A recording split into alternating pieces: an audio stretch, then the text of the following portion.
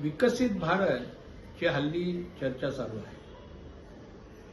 आपल्या भारताच्या स्वातंत्र्याला जेव्हा 100 वर्ष पूर्ण होती, म्हणजे 2047 साली भारत विकसित व्हावा असे भारतीयांचे स्वप्न आहे।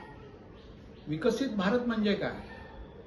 जीडीपी मध्ये भारताचा नंबर जगामध्ये 3रा आला, जीडीपी मध्ये भारताचा नंबर पहिला आला, दुसरा आला। हे विकसित भारत आहे का? भारतातला प्रत्येक माणूस हा विकसित झालेला आहे। भारतामध्ये गरिबी अजिबात नाही।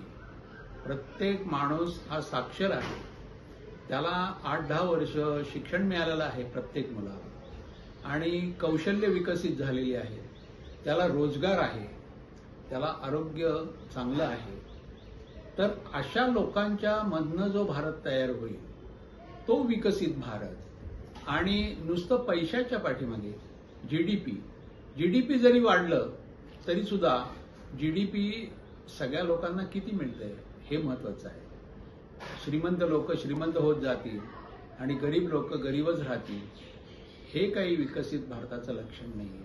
विकसित भारत म्हणजे विकसित लोकांचा भारत। आपण बघतो पुण्यामध्ये फुटपाथवरनं लोक गाड्या चालवतात, रॉंग साईडनी गाड्या चालवतात। विकसित भारतमध्ये हे मला अपेक्षित नाहीये। जे आपले नियम आहेत, जे आपले कायदे आहेत, हे पाळणारा लोकांचा देश म्हणजे विकसित भारत। आपण बघतो न्याय मिळायला कित्येक वर्ष कित्येक दशके जातात, हे आपल्याला नकोय। न्याय जर का व्यवस्थित मिळाला, लवकर मिळाला, वेळेत मिळाला, तर असा भारत आपल्याला विकसित हवा।